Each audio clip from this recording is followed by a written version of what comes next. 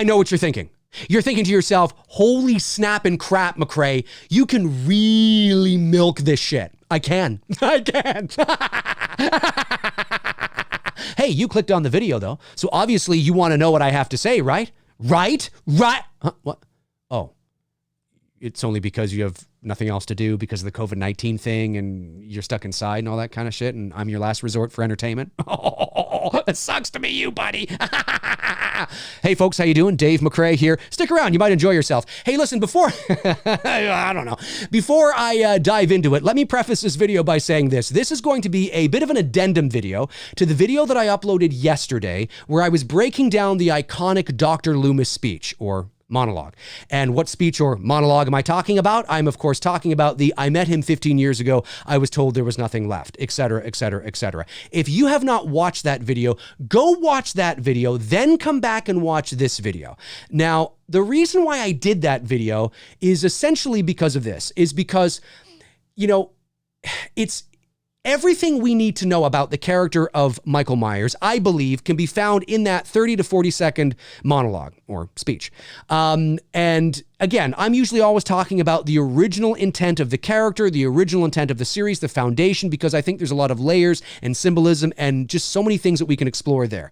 And when we talk about that original intent of the character, there's a lot of answers in that monologue. There's a lot of answers in that speech. And sometimes I see questions being asked by people on social media that is actually answered in that speech. And it's really cool, really cool. But because we're so used to that movie, because we're essentially desensitized to it now, and I know that speech off by heart, and you probably do too, it's in one ear and out the other. And it's just like we don't think about it anymore. And when was the last time we really sort of looked at the words and heard what was being said? So that's what I did in that video. And I really broke it down. So go watch it and then come back and watch this one. But one of the great awesome things about doing videos like this, more of the deeper stuff, is it always usually elicits quite the response. And in the comment section of that video has been a great response. People who agree with me, people who don't agree with me, people who are like, yeah, totally, man. Yes, yes. Oh my God. Yes. People who are like, I see what you're saying, but I don't know. What about this? What about that? It's awesome shit. And you guys are talking, you know, amongst each other too. Just awesome stuff. And a couple of questions that I get asked a lot when I'm talking about this kind of thing in relation to Michael Myers in the original Halloween are questions like, well, Dave, if he doesn't, you know, possess the ability to, you know, think, at least not consciously, you know, in his conscious mind, if he's not making those decisions and it's all instinctual like a predator and, you know, in his subconscious and yada, yada, yada, how does he know how to drive a car? Well, he was doing very well last night. Maybe somebody around here gave him lessons. Maybe that's it. Maybe just somebody just gave him lessons. I don't think it's right there. He obviously has a sense of humor. He's putting a sheet over his head, pretending he's a ghost, putting Bob's glasses on his face.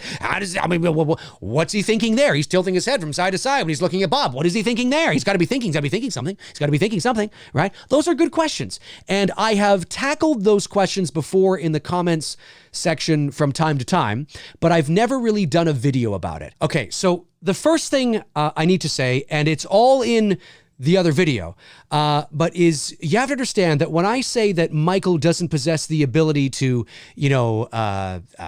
think or make complex decisions and be reasoned with and all that kind of jazz, I'm talking about it in relation to what is driving the narrative of his life, right? Because the question is there a motive or is there not a motive? And I'm always of the opinion that there is no motive. There's motivation, but there isn't a motive. There isn't anything that's premeditated, right? There isn't anything that's personal. He's not killing Annie because she owes him $20. He's not making these complex decisions to kill. It is an instinctual need that is inside of him. He can't intellectualize these thoughts. He has these feelings and he acts on impulse, right? He has no understanding in even the most rudimentary sense of good or evil, right or wrong, life or death. He doesn't understand these basic basic things in even the simplest way about them. So he's not making complex decisions. That's what I mean by that. I don't mean to insinuate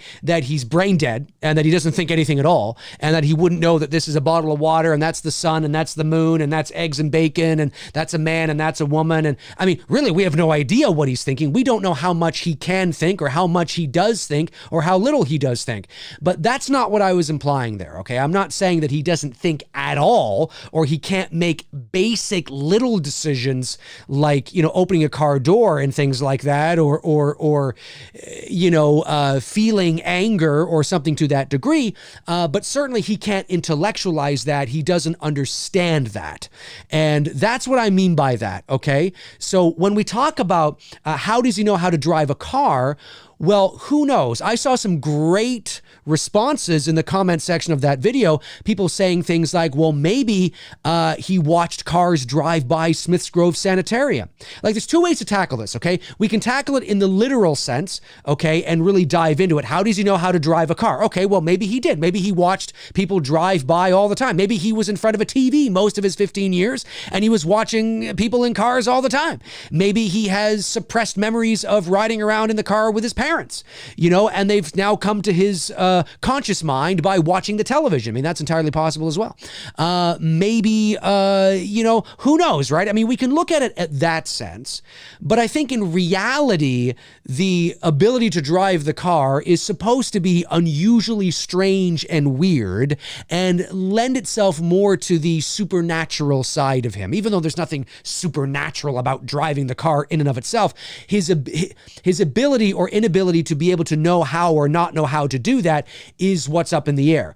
And how we know it, and it works because the characters in the movie draw attention to it. If they didn't draw attention to it, you could perceive it as just bad writing, maybe a bit of not a plot hole, but sort of like, oh, that's kind of, I don't know but the two characters in the movie draw attention to it, right? Dr. Wynn says, now for Christ's sake, Sam Haddonfield's 150 miles away from here. For Christ's sake, he can't drive a car.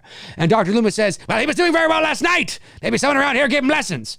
Right? So they are just as perplexed, and that grounds it in reality and lets you, the audience, know, whoa, so it is fucking weird. So I'm not the only one here. Holy shit. They think it's weird too.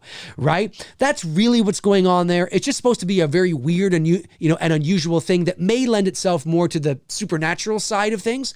But if you want to ground it even in even more reality, some of the stuff that I just talked about is more likely what's going on there. Those were some good ideas. I like those ideas. Those were some really good ideas. Really cool stuff. In terms of putting the sheet over his head, right? And playing with his victim, so to speak. Well, again, we know, and this is factual, we know that predators will often play with their food. They will often taunt their victims. I mean, you see cats all the time that they won't kill the mice right away. They will pick it up, throw it around, bat it around, look at it, be patient, stalk it, hide behind something.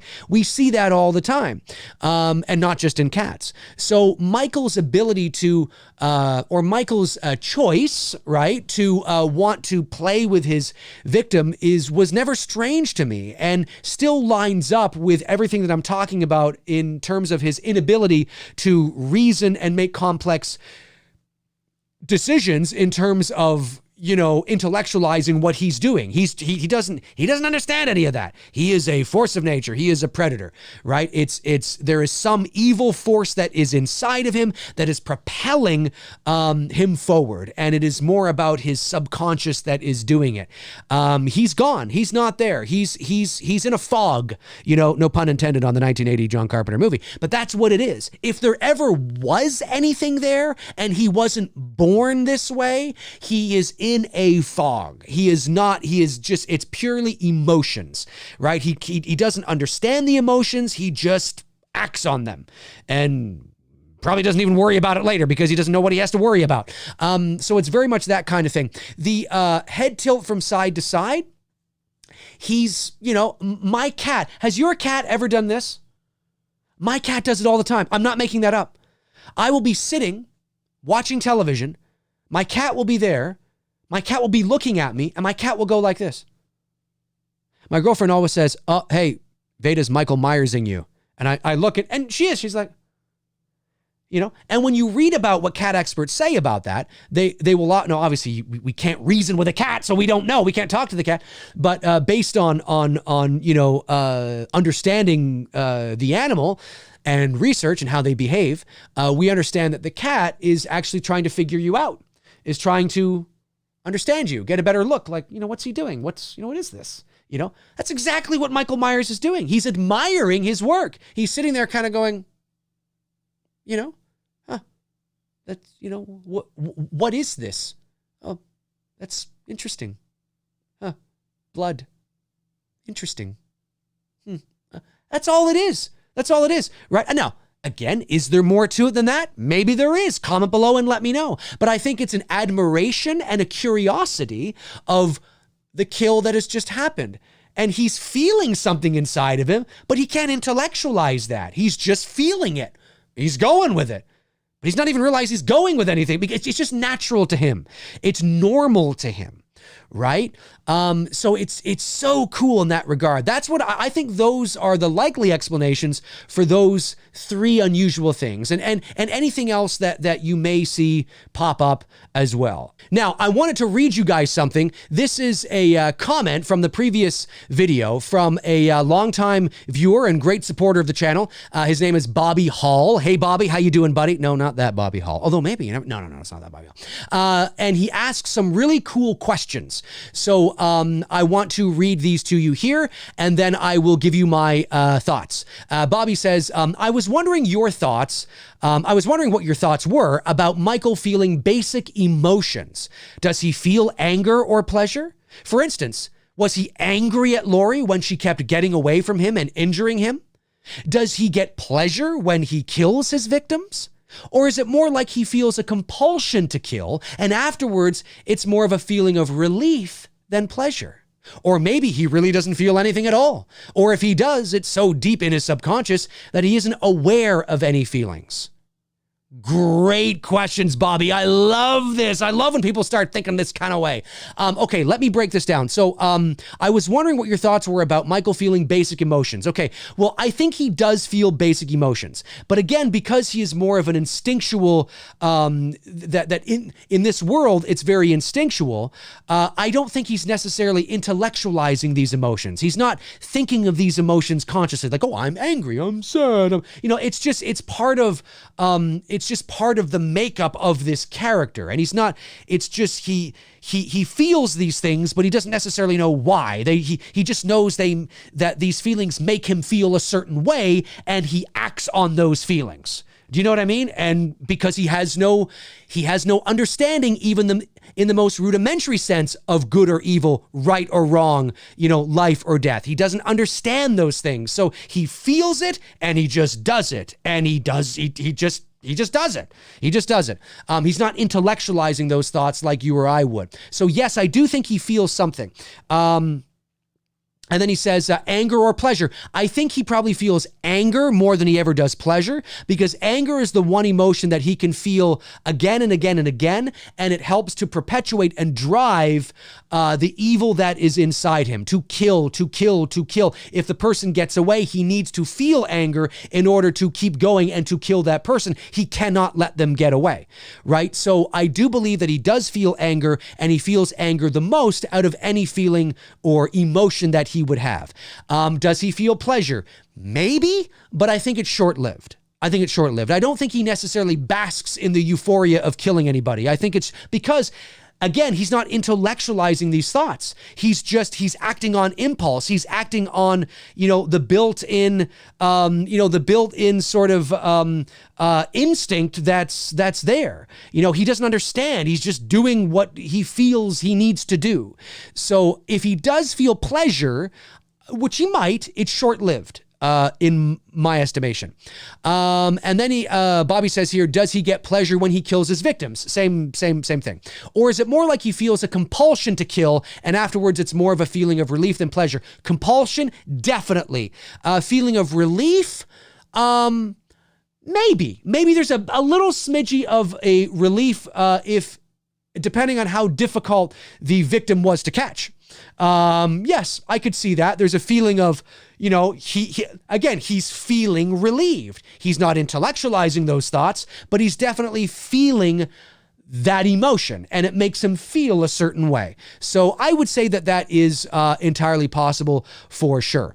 And then Bobby says here, or maybe he really doesn't feel anything at all, or if he does, it's so deep in his subconscious that he isn't aware of any feelings. I'm going to say, yes, you are on the right track. I do think he feels, yes, I do think he does feel something, but he can't intellectualize it. So again, I don't want to sound like a broken record, but yeah, I mean, I do think it's there because that's what makes him react. That's what is driving him forward, are these feelings that he's having, but he doesn't know why he's feeling that way because he doesn't possess even the most rudimentary sense of understanding of these things. So, yeah, great questions, man. I love that kind of shit. Hey, folks, comment below and let me know your thoughts. What do you think about Bobby's questions here? Let me know. I'm fascinated to know, once again, your thoughts. But yeah, I mean, that is... Hopefully, I've been able to clear some of that up for you guys and give you, again, some insight into how I look at the breakdown of that monologue and the breakdown of the character of Michael and what we're talking about here when we're talking about motivation and motive and is there something, is there not something, what is driving him, and all that kind of jazz. So, yeah, comment below and let me know your thoughts, man. I would love to know. Hey, if you want to follow me on Facebook, you can at facebook.com/manythingsdave McRae. That's where I tend to post in the meantime and in between time when I'm not posting here. All my links are in the description. Links to my Patreon, my merch store, my IMDb, my Twitter, my Instagram, my It's Me Billy official Facebook page. Check that out. My official website. It's all down there. Check them out until your heart's content. And when your heart is content, check them out again. All right, that'll do it for me. In the meantime and in between time, I will talk to you guys soon. Cheers.